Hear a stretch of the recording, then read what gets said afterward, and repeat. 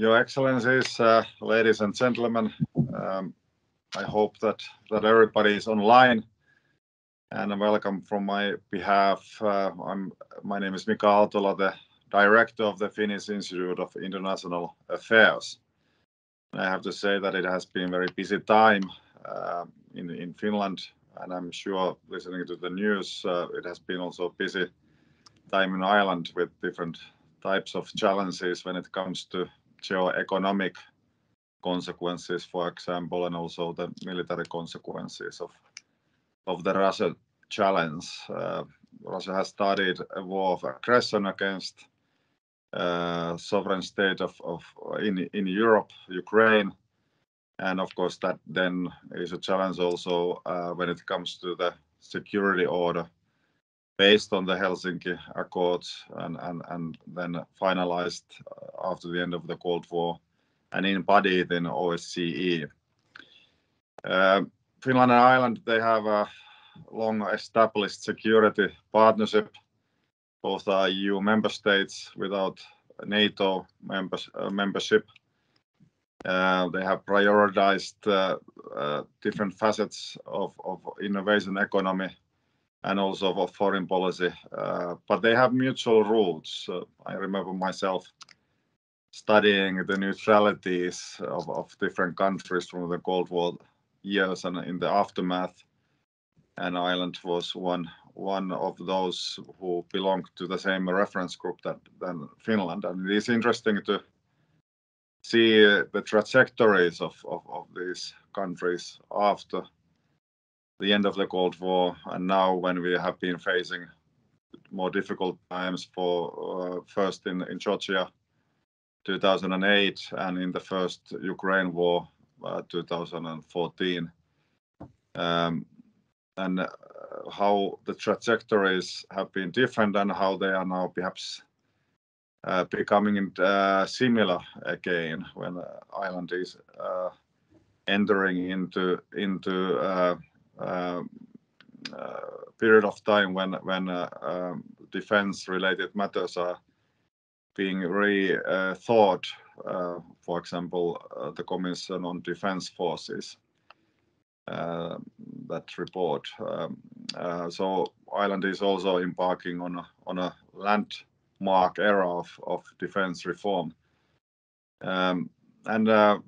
To my knowledge, when I met with the Irish ambassador, Ireland is perhaps the only country in the world that has a Nordic strategy, and that's something that I very warmly welcome. So there is certain similar identity markers when it comes to figuring out the security environment, and this is also what is happening in Finland currently, kind of extraordinary seismic shift after the European 9/11, as I have been putting it, the war of aggression in Ukraine or against Ukraine. So we should be thinking or rethinking how Ireland and Finland are similar and different, and how they contribute to each other's security. As I said, they're both European Union member states, and clearly EU has been a key geo-economic actor in the equation of containing what is happening and trying to kind of de-escalate matters. So Irish positions and Irish perspective are always welcome in Helsinki. And I'm also very happy that this event is organized with our Irish counterpart, the Institute of International and European Affairs. So I would like to thank them on this cooperation on the webinar, and I'm looking forward towards more cooperation in the future as well. So thank you very much. We have an excellent set of speakers today, high-level speakers who know about the topic more than I do, so I will now yield the floor to the chair of the event. But again, warmly welcome to our event this afternoon. Thank you very much, Mika. Dear listeners, honored guests, let me also welcome you warmly to this highly topical webinar. As Mika well highlighted, global tensions are now taking a military form right inside Europe, and both Ireland and Finland are asking whether their security partnerships, defense policies and defense are up to date. How should these EU member states remain out of NATO respond to the changing security environment in Europe? We have a privileged opportunity here today to discuss these topics with three distinguished guest speakers. First of all, we have the honor to welcome Permanent Secretary at the Finnish Ministry of Defense, Esa Pulkkinen. Secondly, it's our pleasure to have online Mari Cross, board member and senior fellow at the Institute of International and European Affairs. And our third speaker is my colleague Eoin McNamara, a visiting research fellow at the Finnish Institute of International Affairs. I will moderate the discussion today, and after the three presentations, I will then pick questions from the chat. So please write your questions and comments there. Now I would like to directly give the floor to Permanent Secretary Pulkkinen, please. Yeah, thank you very much for your kind introduction. It's a true pleasure for me to address this audience this afternoon. I'm sitting in the MOD in our main meeting room. I'm in a very good company. Marshal Mannerheim is sitting back to me, watching me on very eye what I'm going to talk. And he was a former Supreme Commander of the Defense Forces during a period of Second World War. The table I'm sitting at is the main planning table he had in the Finnish headquarters in St. Mikkel during the war times. Luckily, we are not in war now, but anyway, I'm very proud to be here.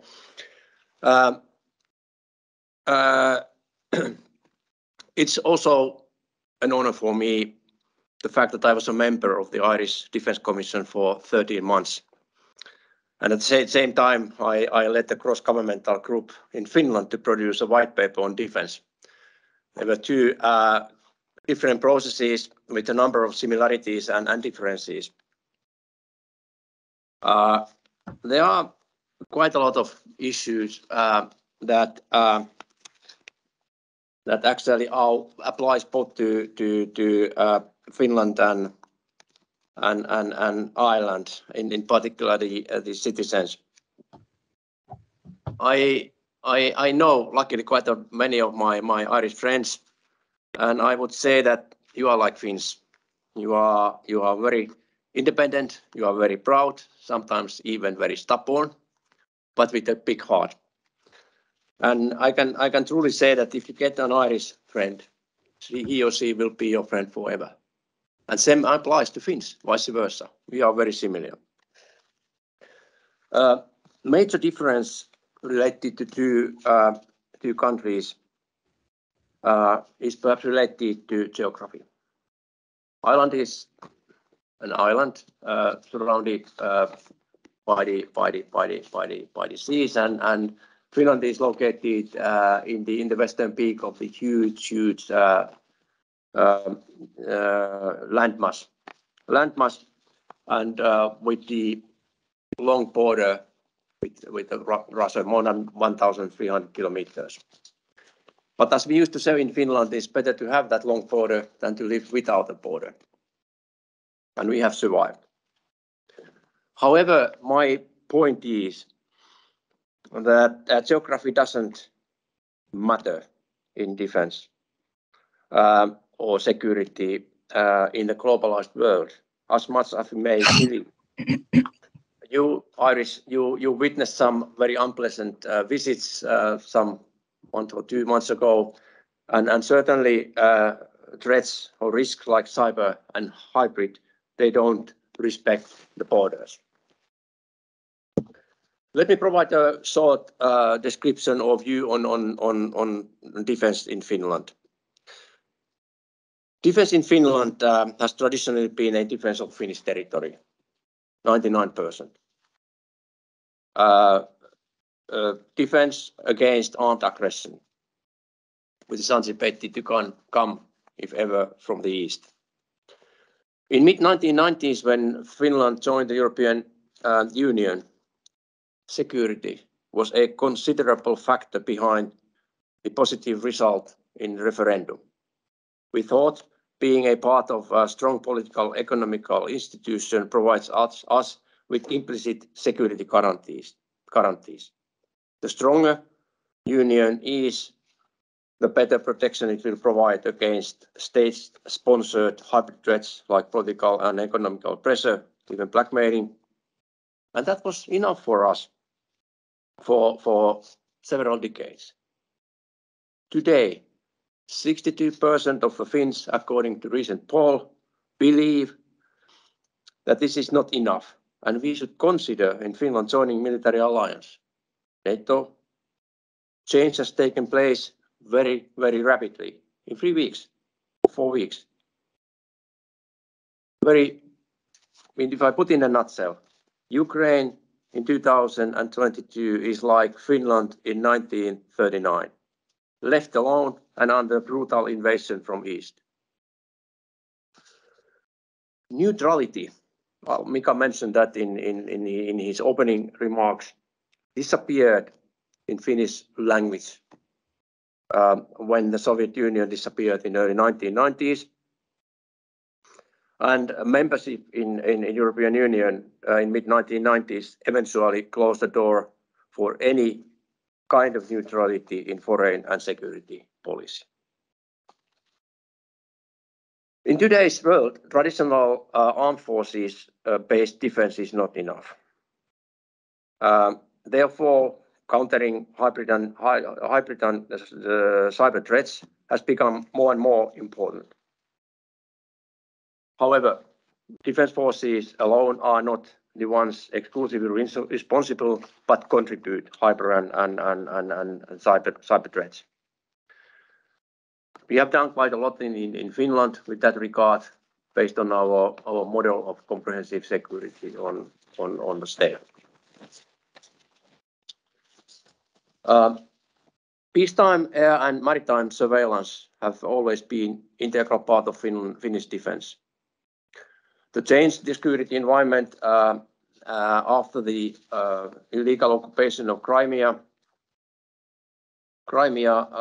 since 2014, and the impacts on our security environment here in the Baltic Sea region have required us to put even more emphasis on those responsibilities of sovereign states. Finally, the enhanced defense cooperation we have been actively conducting for 2 decades. It has become more and more crucial part of as an actor to support Finnish defense. We work very closely with Sweden and Norway, and with our Nordic other friends. We have bilateral defense relations with United States, UK, Joint Expeditionary Force, France, Intervention Initiative, and of course, European Union is a key actor, and NATO. In today's world, defense cooperation and deepened and enhanced defense cooperation contributes today our military deterrence, although we are not military aligned. Few words on Irish defense that I experienced for quite a long period of time, mainly remotely, but had a few opportunities also to visit Dublin and some other places. Irish defense forces are mainly composed of land heavy elements. Peacekeeping, crisis management has been traditionally the most visible output. Ireland's contribution is significant on peacekeeping, and Ireland can truly be proud of her peacekeepers deployed overseas even today. But like mentioned earlier, in today's world, this is not enough. While maintaining a high profile in peacekeeping, more and more needed to be done to protect Irish sovereignty closer to our borders and different domains. Airspace, maritime security have become more and more important, that they needed to be protected 24/7. This may lead to establishment of free services, independent services in Ireland. I do sincerely hope that that will happen under joint command. Cyber is an issue for high technology country. You know how much data is stored in European data is stored in Ireland, more than 30%. You are a high technology country, and certainly in terms of the military cyber defense, it cannot always be the cyber security. Well, cyber security alone is not a responsibility for the defense, but cyber defense can contribute to cyber security significantly, like it does in Finland. So that need to be recognized.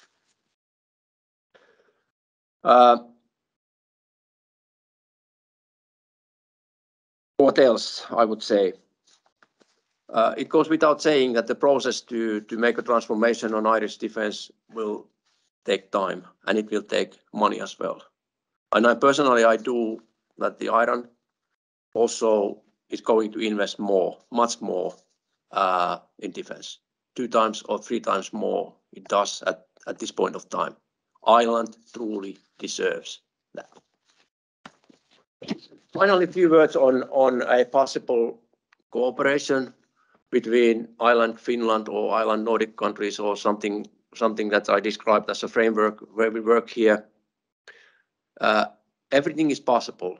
That is based on the will of course of Ireland, Irish people, what you want to do. But of course, traditionally we have been active on peacekeeping cooperation, and that will remain. Regardless of the fact that today we don't have a joint or common contingency, but we may have that in future. In EU, of course, we share the same platforms. We are engaged in permanent structured cooperation, etc. Battle groups and Irish participation to EU battle groups is a major contribution, which I do that we can work more, perhaps even together with Ireland and Nordic states in future. Hybrid cyber are very promising domains.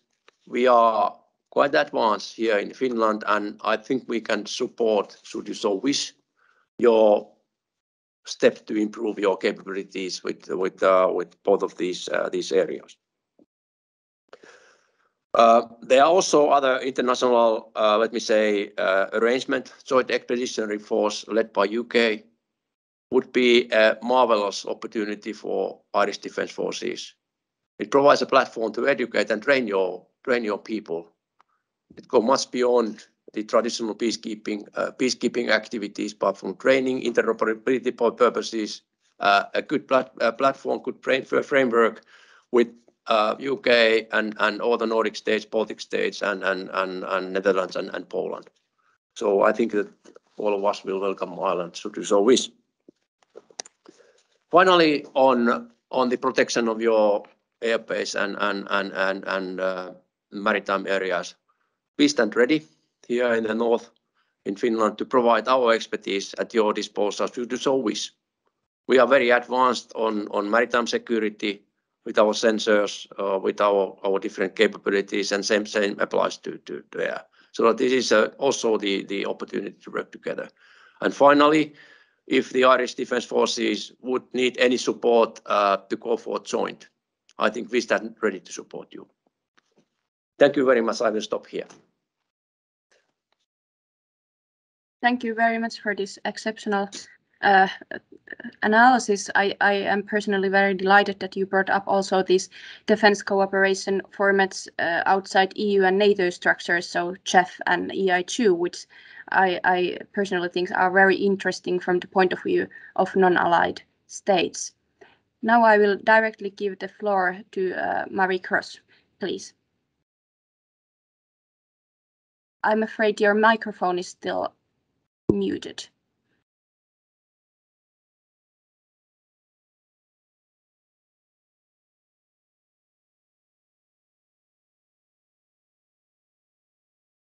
It is okay.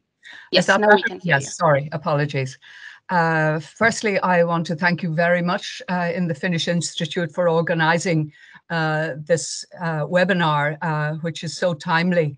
I think it's also very appropriate to say, express our appreciation to Esa, firstly for the contribution that he made to the Defence Forces report, the Commission on the Defence Forces, at a particularly busy time for him. He gave a huge amount of time and thought to the Defence Commission report, and we are all extremely grateful in Ireland for his outside view, which together with Håkon from Norway was hugely valuable for the Commission report. This webinar is taking place at a truly terrible time for Europe, in a situation which we just could not have envisaged even several months ago. An unprovoked attack on a European sovereign state based on festering grievances from Soviet time and totally against the will of all the Ukrainian people who voted in a referendum to become independent. It is indeed madness, but madness with an evil face. It has, of course, been a cataclysmic shock to Western governments and is causing tectonic plates to shift, not least in the EU and in the defence organisations. NATO has its own collective security formulation, but it's of particularly significant interest that today we are looking at 2 non-NATO members in this current context. And hard though it is at the moment to overcome anything beyond the situation in Ukraine, it does need us, as Esa mentioned, in Ireland, to take a broader look at our defence establishments, and that when this war ends, as we would hope it would end soon, we need to look at our policies and our defence capabilities. It may be useful at this stage with our Finnish friends and those who have joined us just to give a short outline of Irish defence policy and how we came to be at this stage working with Esa and the colleagues to have a serious look at it. Irish defence policy has been often defined as a variation of neutrality. Our defence position has been governed by history and geography. And as is well known, we have been governed under Britain for 800 years and achieved our statehood in 1922. So the legacy of the relationship has cast a long shadow over the country, and indeed, to my mind, it still does. The bitter legacy of partition has had a role, obviously, in our neutrality during the Second World War. In the invitation we had to join NATO in 1949, neutrality at that stage was not actually a topic, but while we agreed we were in general agreement with the aims of the proposed treaty, our comment and our answer was that partition is the only obstacle to joining the Atlantic Pact. This, of course, has continued, and while we are very willingly joined the EU and are strong members, maybe even the strongest of members in terms of public support, the reality of the northern situation has cast a shadow over pretty well every aspect of Irish policy, the politics, economics, cultural, etc. And in some ways, it has been an inhibition to us taking almost a holistic view of our membership in terms of defence cooperation within the EU. We are still working with the Northern Protocol. So I mention this because we are somewhat unique, except perhaps for Cyprus, in having this issue with the northern part of the country. And of course, now that Britain has left the EU, this is even more of a difficulty. But I think it has also to be said, it has brought us closer to the EU and the support that we received. And over the years, of course, Irish people became attached to the idea of neutrality. We were never a colonizer, and that gave us some credibility. And we have, as Essa mentioned, a continuous record since 1956 of peacekeeping. Our neutrality then evolved into non-membership of military alliances. And this thread has come through in our relationships with the EU. We have protected this in the various treaties, not least in the Lisbon Treaty. It hasn't prevented us taking part in EU and indeed NATO operations in Kosovo, Afghanistan, Bosnia, etc., where we still do take part. However, the situation has been changed significantly with Ukraine. As Essa mentioned, prior to the invasion of Ukraine, the government was conscious of the significant decline in the defence forces, both in terms of manpower and capabilities. It was down at an historic low. We have supposed to have had a number of 9,500 in our regular defence force. It is just about 8,450.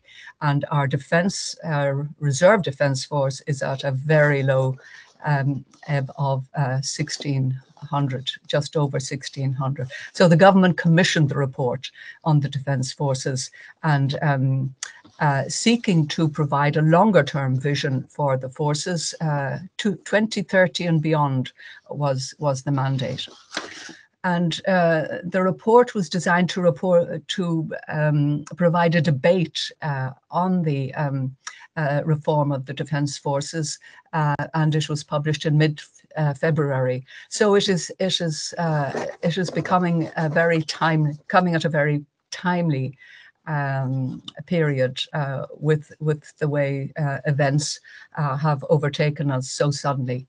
One of the greatest difficulties for moving forward in reform of the defence forces is, of course, public complacency, not to say indifference to the role of the defence forces. Knowledge among the public beyond peacekeeping and aid to the civil power is at a very low ebb. The geography of an island behind a bigger island has induced this complacency as to the threat. A distant corner of the EU, as indeed is Ukraine, and I think the term Ukraine means at the corner or at the edge, applies to Ireland. So we had felt ourselves invulnerable to attack. Now, of course, everything has changed. And while the government was gearing up to initiate a serious discussion on the Irish Defence Forces, the Russians invaded Ukraine. This has significantly altered the Irish public view of what is defence of the state and what that means. And even before the Russian threat was brought to Irish attention by means of the invasion of Ukraine, a Russian exercise was flagged to take place in the Irish exclusive economic zone as recently as January, and I think Essa has mentioned that. This was a considerable shock to the Irish population. The question was why there with the whole Atlantic and the threat perception reached a new level in Ireland, and people were jolted out of their complacency. That a country at the far end of Europe, with whom we had no particular quarrel, could provocatively threaten the state, brought about an understanding that the old geopolitical order has indeed been broken down, and that Ireland, as much as any state, is part of a threat of a grand strategic game by a nuclear armed power. And this indeed has been the situation in Ukraine. So how has this affected public policy? Our Minister for Foreign Affairs and Defence, Simon Coveney, said last week that the Irish people are not politically, ethically or morally neutral. And our Taoiseach Prime Minister also said last week that we need a new conversation encompassing military neutrality, what it invokes, and it must reflect how old approaches and old positions now serve us in the 21st century for security at home and abroad. So in having this conversation, the Commission report outlined the severe threats that Ireland and other EU member states face and has provided a template for reform of the Defence Forces. The threats are identified. They're not exclusive to Ireland, but they certainly apply to Ireland. And as outlined in some depth in the report there, the increased great power competition and geostrategic change. We see this happening now with Russia to a great extent, but also with China, an ally of Russia. Chinese increasing military aggression in the area. And the challenge for Ireland is the danger of being sandwiched between the US and China in that regard. There's a growing Irish risk that Ireland's land, air and maritime air and cyber domains become vectors for attacks or threatening moves against Ireland's neighbours and EU partners. There's a growing risk that Ireland's technology industry, which is significant, and IT infrastructure become a proxy battlefield for competing great powers. Considerable instability on Europe's borders is another threat identified, and regional conflicts and civil wars in the Middle East and North Africa. They have not gone away, and migration policies and these conflicts are putting pressure on the solidarity among member states and systems. The challenges here for Ireland are to contribute to increasingly complex and operationally challenging peace support, crisis management, and also to look to EU developments and possible armed interventions which may be brought forward in the EU in the future with the strategic complex. Two other areas are the continued blurring of lines between internal and external security, the use of hybrid means of aggression, the use of digital and cyber by hostile state actors, and there is a serious need, as ESA has pointed out, to take this and to provide greater attention to this aspect of which is definitely a case of future threats. A serious need for intelligence is in this area, and intelligence cooperation. In the greater use of cyber in military defence area. Ireland and Finland are facing these threats together from different geographic space, but as members of the EU, and we are, as I think Esa mentioned, looking to the EU group of states to deal with the challenges and conflicts, and that we can handle together. So what do we need in Ireland to do? We have outlined the state of our defence forces, and the Taoiseach and Minister Coveney, again very recently, have clearly spoken of the need to respond to the fundamental rethink of Ireland's European commitment. We have a poor record in this regard, as we have outlined. Our involvement in PESCO is one full project with some observer status. It's the lowest of any member state in the EU. At 0.3%, we have the lowest military expenditure of any comparable member state in the EU. And certainly in comparison to our neutral compatriot countries in the EU, we are way behind. The priority, therefore, as we have stated, and as the government is now aware, is a reform of the defence forces.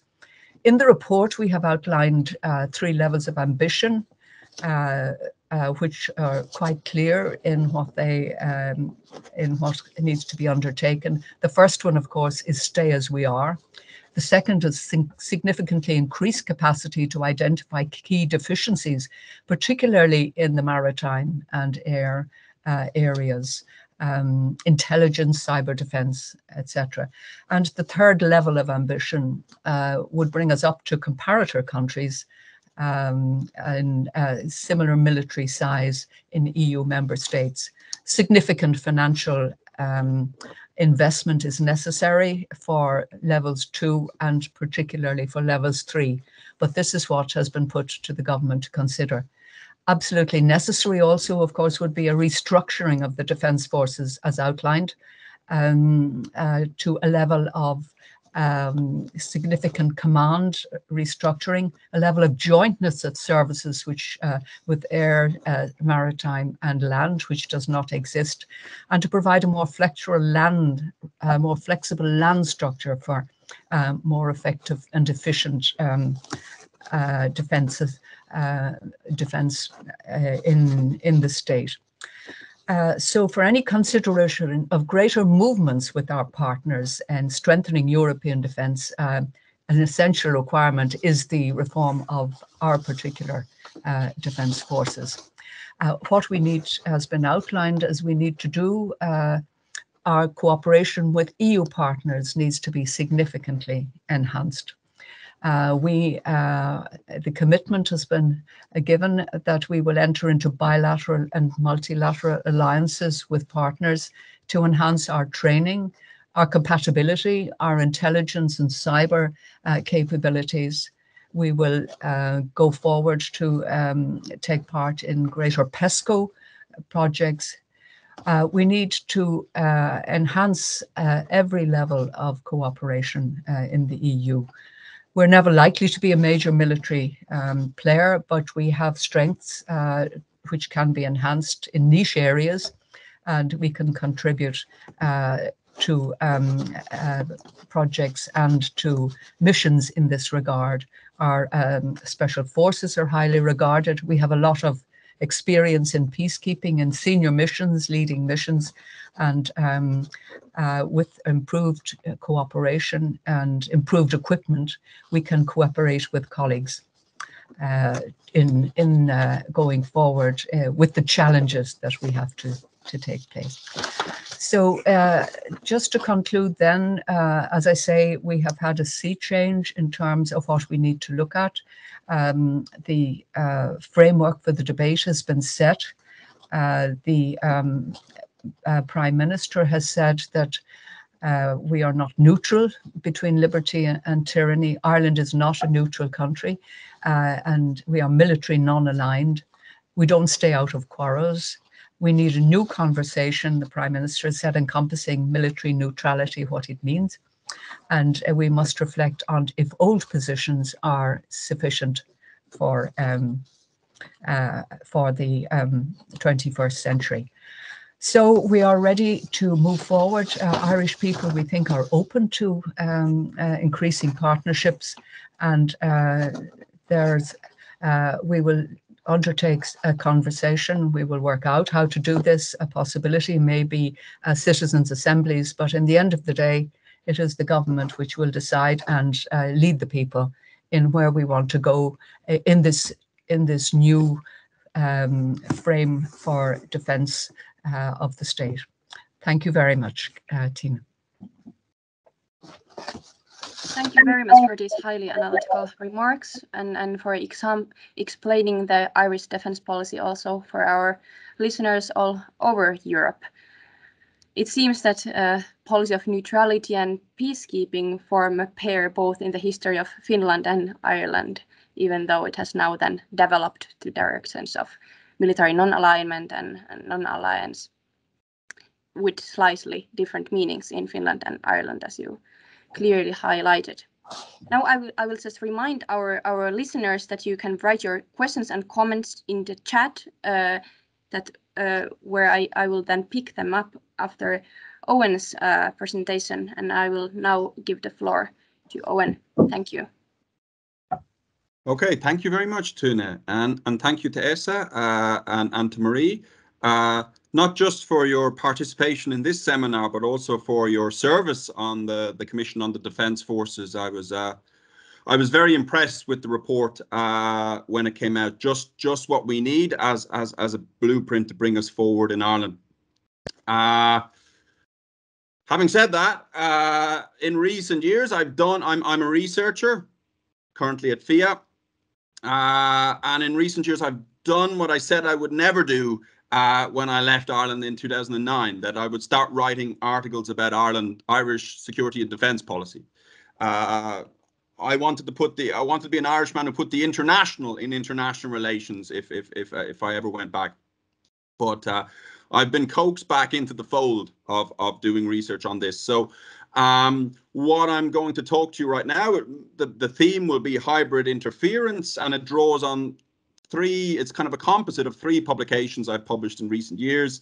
An article in the 2020 Defence Forces Review, by all media accounts, quite a controversial issue because it was quite critical of Irish defence forces. I think a lot of that has now been a lot of that criticism has been vindicated by the findings of the Commission on Defence Forces, which is good to see. And I welcome a more open and transparent debate, something I've really noticed in Finland that is really encouraged. I was only off the boat from Estonia. I previously worked at the University of Tartu in Estonia in November at FIIA, to work at FIIA, when my phone started hopping from Finnish journalists asking me for interviews on all sorts of European security matters and welcoming my point of view and the point of view of my colleagues at FIIA and throughout Finnish academia. So this inclusivity and transparency is certainly something we could learn in Ireland,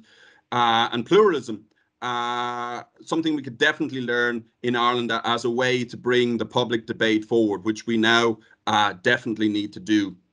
So 3 publications, one in the Defence Forces Review 2020, one I wrote on hybrid interference and how it connects with Irish security policy for the DCU Brexit Institute, and another is a book chapter that I've written under the title Ireland, NATO and the Return of Geopolitics in Europe.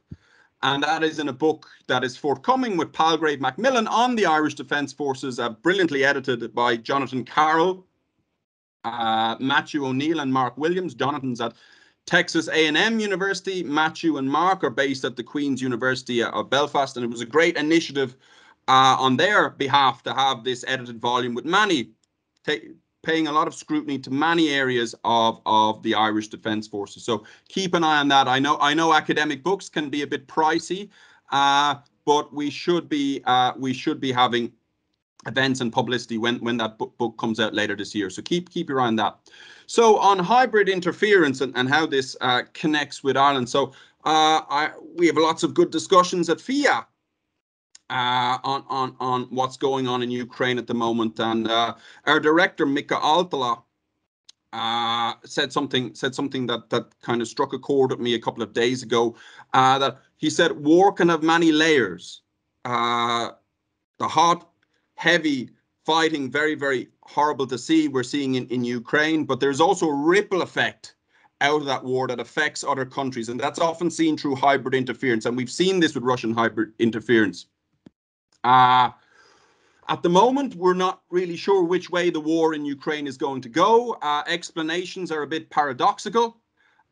Will Putin overcome the stagnation and the resistance and push on with more aggression and more hybrid interference against frontline states like Finland, like the Baltic states, and rippling off into Ireland with different military and non-military means of provocation and subversion?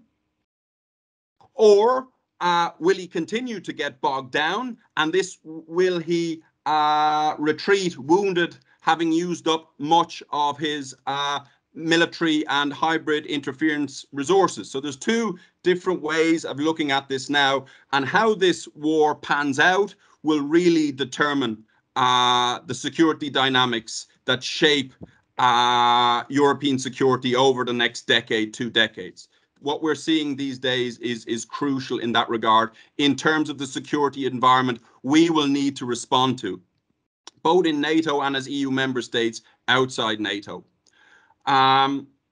So the return of geopolitics, it's a term first coined about this era by Walter Russell Mead in the American magazine Foreign Affairs. I like the term, but one area where I think the term could be adapted or developed, that this isn't always traditional Westphalian territorialized geopolitics. It is a very transnational form of geopolitics. Territory still matters. We see this in Ukraine, but when it comes to hybrid interference in cyber, maritime, airspace domains, with military interference, that it becomes very, very transnational. And this layer really, really matters now for Irish security policy, as it does for Finnish security policy, even though the strategic geography is a little different.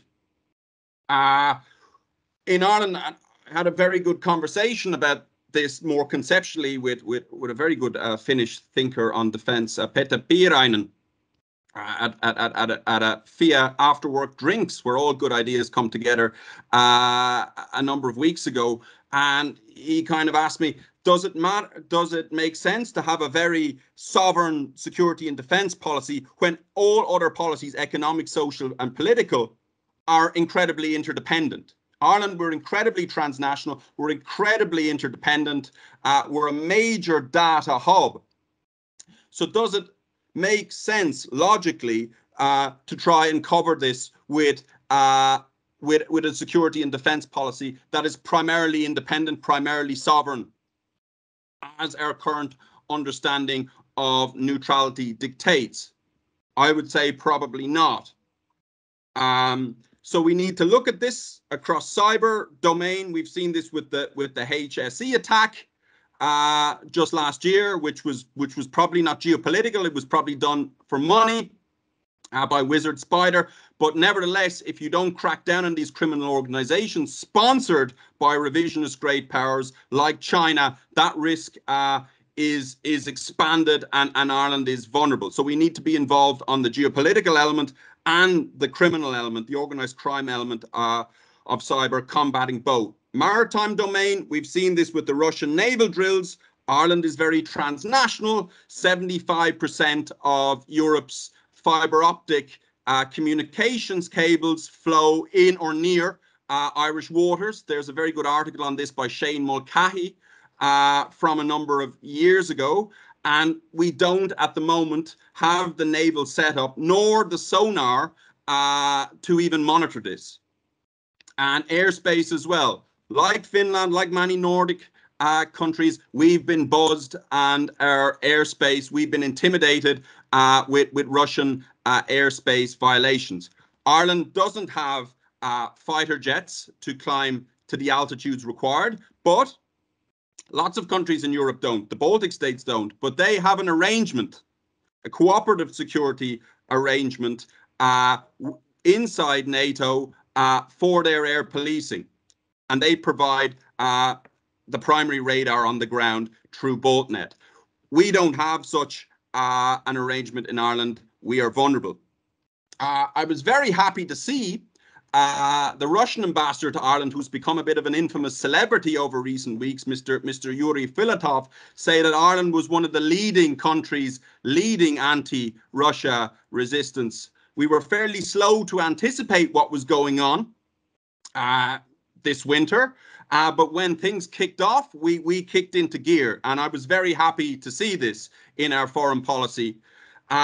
Nevertheless, this moral foreign policy is very good, something I support, but this also is likely to come with a backlash. This foreign policy needs to be defended. Our morals need to be defended, and we need to have a defence policy through our independent capacity, through our defence cooperation, that wards off any backlashes to our foreign policy actions that we take in defence of our values and our morals, both at an independent level in Ireland and in Ireland's participation in wider European foreign policy initiatives. So at the moment, we fall, unfortunately, I think the Defence Forces Commission report makes many good recommendations in this regard, and is an excellent and very detailed blueprint to move us forward. But right now, as things stand in Ireland, we fall badly between two stools in terms of our public debate and our strategic culture. We want to remain neutral. We cherish our neutrality, but we still don't want to take the provisions, the military provisions, to protect that neutrality in terms of boosting our defence, independent and sovereign defence capacity. That's fine. There might be cooperative options, but we're also hesitant about developing these options as well. Marie mentioned PESCO. We're not exactly the most active participant there, are we, in Ireland? And NATO, until very recently, we had a very low profile relationship and cooperation relationship with NATO that wasn't really focused on territorial defence, but more on PFP and peacekeeping operations. So we need to move forward. How do we move forward? Well, I mean, very practical, before we talk about any kinetic hardware or any cyber infrastructure, I'd like to talk more about this, but I'm running out of time. We need a national security strategy. We haven't come up with this yet. This now would be a very good time to start coming up with this. Once the dust settles, once we establish the patterns of what is coming out of Ukraine, we need to sit down and conduct interagency, intergovernmental talks, intra-governmental talks on a national security strategy. We cannot guide or devise our defence reform until we have this blueprint to guide it. You cannot take reform at the operational and tactical levels until you have an overarching strategy. It would be very imprudent to do so. So we need to catch up on this. We need to do our homework. The government needs to get to work. The last thing we'll say, a couple of points. I have been asked about defence cooperation a lot, and NATO seems to be becoming, no longer, that controversial anymore. That the genie's out of the bottle. Now it's being discussed. What about cooperation options with NATO? They are probably there through an enhanced cooperation partner, enhanced opportunities partnership. I think Esa could tell you more about that and how that works with Finland and Sweden. Both of those countries would be good to offer advice on how Ireland might be able to make the best use of that. At the moment, there's no point even talking about NATO membership because Ireland would not clear map. Ireland would probably not meet the military criteria for map. I don't have time to go into that. So until we build back our own independent capacities, which is our responsibility, enhanced cooperation opportunities will be more limited. As military systems get older, because we don't invest in them. Because military systems get older, we don't invest in them. We become less interoperable. Because of our retention crisis in the defence forces, we become less experienced and useful for our partners. So we must focus on our independent defence capacity first. That's stage one, before then moving up to better cooperative options. And from there, I will leave it for now. I would have liked more to say, but you know, in Ireland we always say it's better to come with more than less. So I came with more. So thank you very much. Thank you very much, Eoin, and thank you for taking us already to the level of concrete policy recommendations as well. Now I will. There have been some very good questions in the chat, so I will pose the first one to Esa Pulkkinen. There is a question: how do you think Finland could engage with its own general public in any debate on future NATO membership? Are there any lessons that you have taken from your experience from the Commission on the Defence Forces in Ireland? And maybe I give the floor to you first, if you could take that question first, and then we will move on. Thank you, Tyyne. I'm not surprised that the question is related to NATO.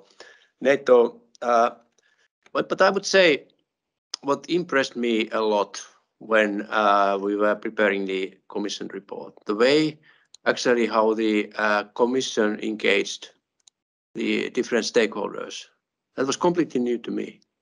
I mean, so many submissions, so many hearings. I mean, the dialogue was all the time ongoing, and that is not the way how we actually engage in any of our formal processes, our public, and that's perhaps something we may have to reconsider in coming times. But as far as the public debate is Finland is ongoing, I made a statement already earlier in Atlantic Council seminar that public debates and public opinion is one factor, and then we have the democratic institutions that actually listen like the parliament. They listen to the public, and then we have a government, and then we have a president. So the public will could potentially be then translated to political actions should government so consider, and then of course parliament. But the culture in different perhaps is not that developed to really to allow similar type of approaches as Ireland has done, based on my experiences. But that's just a very short response to the question actually that was raised. Thank you. Thank you very much. I think that was extremely clear. I will direct the next questions combined to Mary Cross, if that's okay. I would ask you, what are the main differences in public discourses in Finland and Ireland at the moment, and also in terms of defense industries? So if you can give some kind of comparison, and maybe Eoin can then also contribute to this one, as I know you have been following Finland also very closely. Thank you very much, Tyyne. It's quite difficult to give a comparison between Ireland and Finland, apart from the close and warm cooperation we have had with Finland over the years.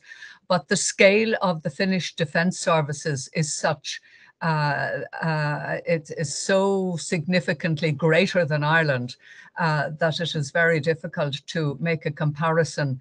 The capabilities of the Finnish defence services, the structures, the whole approach to defence in Finland, both land, air and sea, are of such a scale that really we cannot compare. Nevertheless, we have had very good cooperation in peacekeeping missions abroad, where we have undertaken quite high-end peacekeeping cooperation with our Finnish colleagues. One of the differences, of course, is we do not use our reserve defence force, so that makes us look even leaner in terms of the capabilities we can deploy. But I think where we are looking from now, that we would greatly value cooperation with Finland and learning from the Finnish experience in terms of upgrading our own defence forces and the types of issues and policy choices that we need to take. So Esa kindly mentioned earlier that he would be willing to allow such cooperation. As I say, not at the same level, but that we could learn from and have a dialogue with the Finnish Defence Forces and the Finnish ministries. So the scale is different, but the objectives we are all looking to achieve are the same. Thank you very much for these remarks. I think I will pick the next question now to Eoin.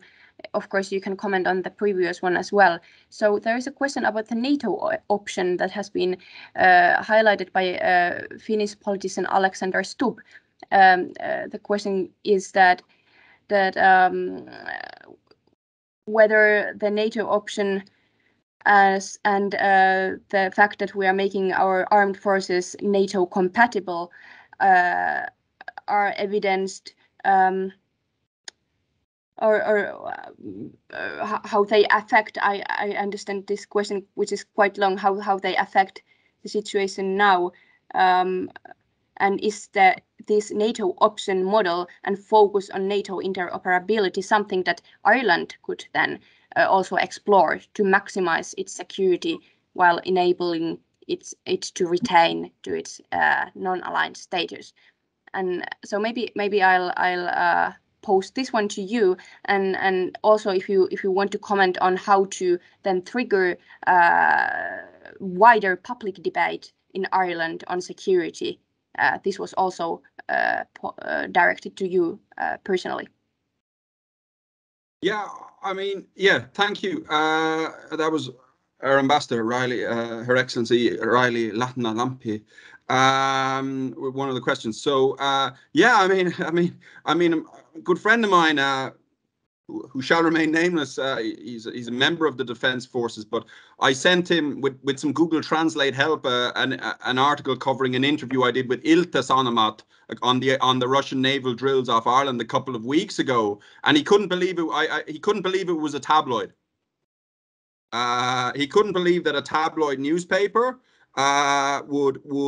would cover defence matters like that. We have our director Mika Aaltola. He has his column in Ilta Sanomat every week, you know, bringing international politics to the man on the street, so to say. And this is Finland. It's been coming from Ireland. It's been a real eye opener. I wrote an article for Rusi with my colleague Charlie Salonius Pasternak on the Finnish F-35 just in February, the Royal United Services Institute. And, you know, I got the idea from that in the lead up to that F-35 procurement decision, because everyone I met in Helsinki was talking about it.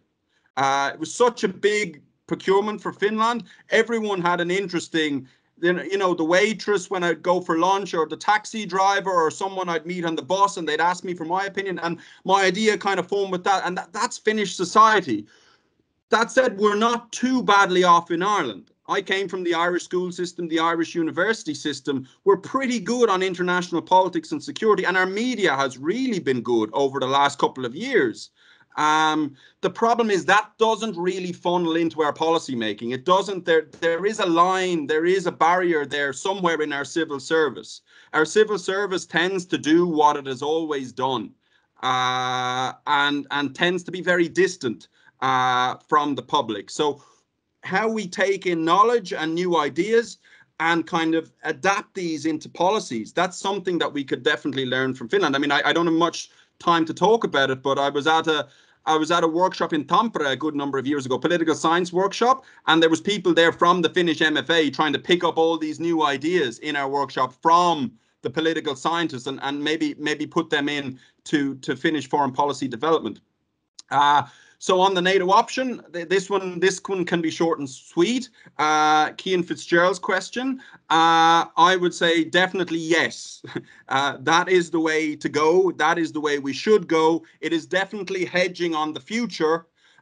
Are we going to see more volatility in Ireland's neighbourhood, particularly its maritime and airspace area neighbourhood? I would say we definitely are, because Ireland's exclusive economic zone borders the Arctic, which is really tensions are getting tense there. A lot of my Finnish colleagues can tell you that. Ireland's exclusive economic zone has many access pathways into the Arctic theatre. Yes, so the Russians will seek to control these, will seek to dominate these. And we've seen this with Russia's submarine exercises in the North Atlantic over recent years. So we do need to be as interoperable with NATO as possible. And I think we try to be. I mean, we're not that uninteroperable. The problem is just our lack of commitment and our lack of investment. Our systems are getting old. I remember just talking to one of my colleagues in Defence Forces. He was saying, with the Carl Gustaf anti-tank weapon, that we only have the MK3 version or something, whereas the MK5 is now the leader here. So it's really a matter of investing in capabilities, because Ireland, in terms of its capabilities, is fully aligned with Western models. We're just behind, because of what Marie mentioned, because of that public complacency and because of that lack of political direction. Thank you. Thank you very much, Eoin. Now there is also a question about potential Russian interference and intimidation in the case that Finland was to apply for NATO membership.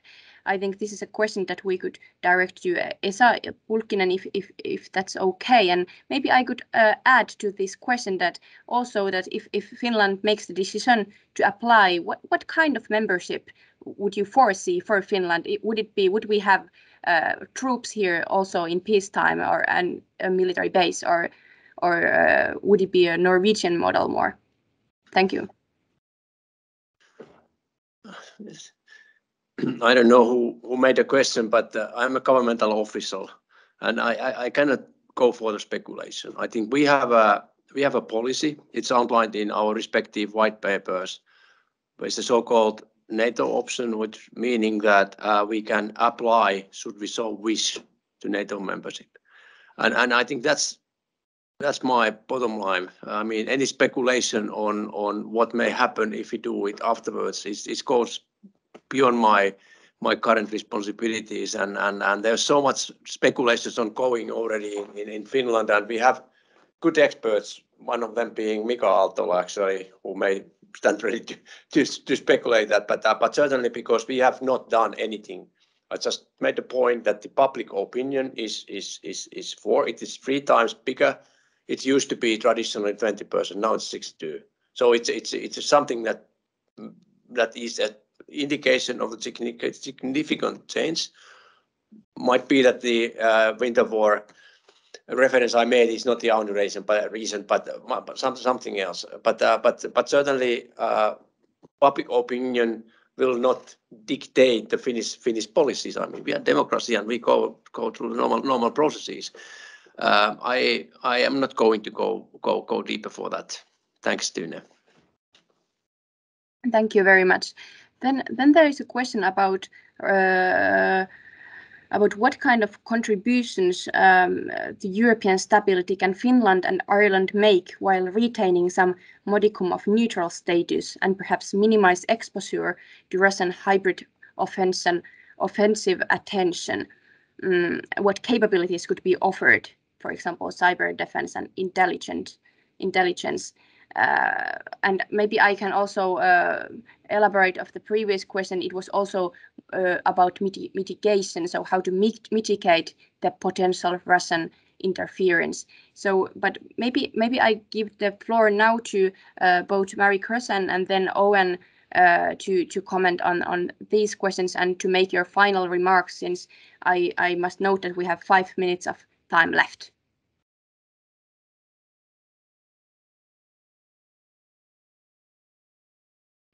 It seems that both of your microphones are still... Mari, your microphone's off. Yes.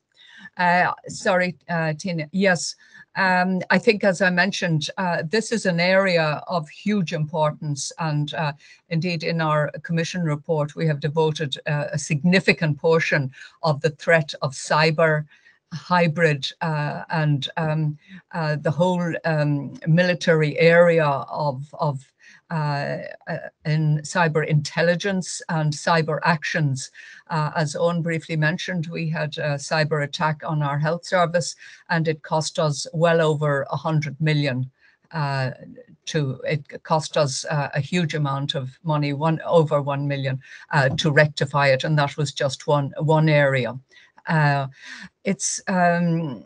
We are taking this very seriously for the reasons that were mentioned, not only the industrial and the commercial area, but also the whole defense area, with the potential of hostile acts in this area is infinite, and to try to stay ahead of negative actions is we need a considerable attention to taking in experts in this area. We have somebody from our defense forces in Estonia training in their cyber center.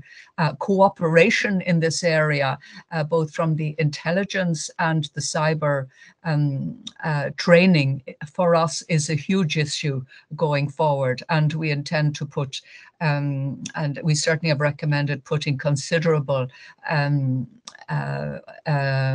forces into developing our capacities in this area, defensive capacities, because we expect it will widen and deepen and be a significant threat. So that certainly is to the forefront, and we are taking that extremely seriously. Thank you. I think that's interesting and relieving to hear for our listeners.